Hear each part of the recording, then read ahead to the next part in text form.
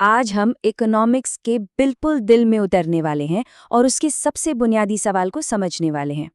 आखिर वो कौन सी समस्याएं हैं जिनका सामना दुनिया की हर अर्थव्यवस्था को करना पड़ता है, चाहे वो छोटी हो या बहुत बड़ी। चलिए समझते हैं। ये बात तो हम सब महसूस करते हैं ना। हमारी जो चाहते हैं, जो ज़रूरतें हैं, वो तो जैसे कभी ख़त्म ही नहीं होती। और पैसा चाहिए, घर और अच्छा हो, नई टेक्नोलॉजी आ जाए, मतलब ये लिस्ट तो चलती ही रहती है। अच्छा, एक मिनट के लिए सोचिए, क्या हो अगर हमें वो सब कुछ मिल जाए जो हम चाहते हैं। मतलब एक ऐसी दुनिया जहां जो मांगा वो मिल गया, कोई लिमिट नहीं, कोई कॉम्प्रोमाइज नहीं। कैसे होती वो दुनिया? पर असलियत तो ये है कि हम ऐसी किसी दुनिया में नहीं रहते। सच्चाई तो ये है कि किसी को भी सब कुछ नहीं मिल सकता। और बस यही एक सिंपल सी कड़वी सच्चाई, यहीं से सारी इकोनॉमिक्स की कहानी शुरू होती है। तो फिर इस सारी जद्दोजहद की जड़ क्या है? एक शब्द में कहें तो कमी, या जिसे स्कार्सिटी कहते हैं। यही वो बुनियादी आर्थिक समस्या है जो हमें सब कुछ पाने से रोकती है। ये एक यूनिवर्सल सच है। कोई भी इंसान, चाहे वो कितना भी अमीर क्यों न हो, उसके पास वो सब कुछ नहीं होता जिसकी उसे ज़रूरत या ख्वाहिश होती है। तो सवाल उठता है कि हमारे पास सब कुछ क्यों नहीं हो सकता?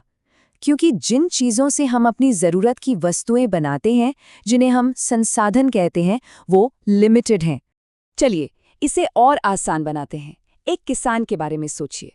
उसके पास ज़मीन है, खेती के लिए औजार हैं, लेकिन उसकी ज़मीन की एक सीमा है। वो अनंत मात्रा में अनाज नहीं उगा सकता। या फिर एक बुनकर को ले लीजिए, उसके पास धागा है, कपास है, लेकिन ये सप्लाई भी तो लिमिटेड है। वो अनगिनत कपड़े नहीं बना सकता। और ये बात सिर्फ फिजिकल चीज़ों पर ही लागू नहीं होती। एक टीचर के पास पढ़ाने का हुनर है, जो एक बहुत ज़रूरी संसाधन है, लेकिन उनका समय और उनकी एनर्जी दोनों लिमिटेड हैं। वो एक साथ सैकड़ों छात्रों को नहीं पढ़ा सकते। तो जो बात एक इंसान के लिए सच है, वहीं पूरे समाज के लिए भी सच है। किसी भी देश के पास जमीन, मजदूर, कारखाने और टेक्नोलॉजी, ये सब एक सीमित मात्रा में ही होते हैं। और जब हमारे पास सब कुछ नहीं हो सकता, तो हमें एक बहुत ही बुनियादी काम करना पड़ता है। हमें चुनना पड़ता है। यही इस कमी का सीधा नतीजा है। और हर चुनाव का मतलब है किसी दूसरी चीज को छोड़ना। इसी को इकोनॉमिक्स में ट्रेड ऑफ या समझौता कहते हैं। जैसे अगर एक परिवार अपने पैसे से एक बड़ा घर बनाने का फैसला करता है, तो वो उन्हीं पैसों से खेती के लिए और जमीन नहीं खरीद सकता। एक चीज चुनी तो दूसरी छूट गई। तो जब एक पूरे समाज को मिलकर कुछ चुनना होता है, तो वो कौन से बड़े सवाल होते हैं? असल में हर अर्थव्यवस्था को बिना किसी शक के 3 बुनियादी सवालों के जवाब देने ही पड़ते हैं। ये हैं वो 3 केंद्रीय आर्थिक समस्याएं। पहला, हमें कौन सी चीजें और सेवाएं बनानी चाहिए। दूसरा, हमें उन्हें कैसे बनाना चाहिए। और तीसरा, जब वो बन जाएं तो वो मिलनी किसे चाहिए। पहला सवाल है विकल्पों का। क्या एक समाज अपने लिमिटेड संसाधनों का इस्तेमाल ज्यादा खाना उगाने में करे या फिर लग्जरी गाड़ियां बनाने में?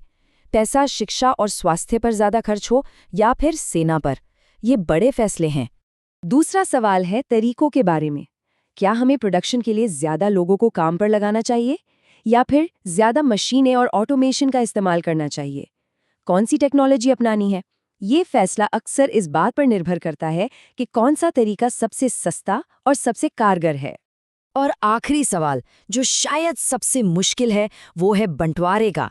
अर्थव्यवस्था में जो कुछ भी बन रहा है, वो लोगों में कैसे बटेगा? क्या सबको बराबर हिस्सा मिलना चाहिए या फिर जिसकी जितनी मेहनत या काबिलियत, उसे उतना हिस्सा? हर समाज इसका जवाब अपने अपने तरीके से देता है। इन चुनावों और समझौतों को समझने का एक बहुत ही अच्छा तरीका है, जिसे इकोनॉमिस्ट कहते हैं प्रोडक्शन पॉसिबिलिटी फ्रंटियर। चलिए देखते हैं कि ये आखिर है क्या। चलिए इसे बिल्कुल सिंपल रखते हैं। मान लीजिए एक काल्पनिक अर्थव्यवस्था है जो सिर्फ 2 चीजें बना सकती है, अनाज और कपास। और उसके पास जमीन, मजदूर और उपकरण, सब कुछ लिमिटेड है। अब इस टेबल को देखिए जरा। ये दिखाती है कि वो अर्थव्यवस्था क्या क्या कर सकती है। ऑप्शन ए पर नजर डालिए। अगर सारे के सारे संसाधन कपास उगाने में लगा दिए तो 10 यूनिट कपास बनेगी, लेकिन अनाज 0। अब एकदम उल्टा देखिए, ऑप्शन ई, सारा जोर अनाज पर तो 4 यूनिट अनाज लेकिन कपास 0। और बीच में बी, सी, डी, ये सब अलग अलग कॉम्बिनेशंस हैं जो मुमकिन हैं। अब आता है असली मजा। मान लीजिए हम ऑप्शन ए से बी पर जाते हैं। हमें 1 यूनिट अनाज तो मिल गया, बढ़िया, पर इसकी कीमत क्या चुकानी पड़ी? हमें 1 यूनिट कपास छोड़ना पड़ा। बस इसी को इकोनॉमिक्स में कहते हैं अपॉर्चुनिटी कॉस्ट। मतलब कुछ पाने के लिए जो सबसे अच्छी चीज छोड़नी पड़ी, वही उसकी असली लागत है। लेकिन अब सी से डी की ओर जाने को देखिए। यहाँ भी 1 यूनिट अनाज ही मिला, लेकिन इस बार कीमत क्या थी? पूरे 3 यूनिट कपास छोड़ने पड़े। अपॉर्चुनिटी कॉस्ट बढ़ गई है। ऐसा इसलिए होता है क्योंकि कुछ संसाधन कपास उगाने के लिए बेहतर होते हैं, और जैसे जैसे आप उन्हें अनाज की तरफ धकेलते हैं, आपको ज्यादा से ज्यादा त्याग करना पड़ता है। तो इन सभी उदाहरणों से एक बात बिल्कुल साफ हो जाती है। हमारे पास जो भी सीमित संसाधन हैं, उन्हें कैसे इस्तेमाल किया जाए और जो भी सामान बन रहा है उसे कैसे बांटा जाए, यही किसी भी अर्थव्यवस्था की सबसे बुनियादी, सबसे केंद्रीय समस्याएं हैं। तो देखिए, मुद्दा ये नहीं है कि हमें चुनना पड़ेगा या नहीं, चुनना तो पड़ेगा ही। असली सवाल ये है कि हम कैसे चुनते हैं। एक समाज के तौर पर हमारी प्राथमिकताएं क्या हैं, और हम इन सवालों का जवाब हर रोज देते हैं, अपनी नीतियों से, अपनी खरीदारी से, अपने वोटों से। तो सोचने वाली बात यह है कि आज हमारी दुनिया के लिए सबसे जरूरी चुनाव कौन सा है।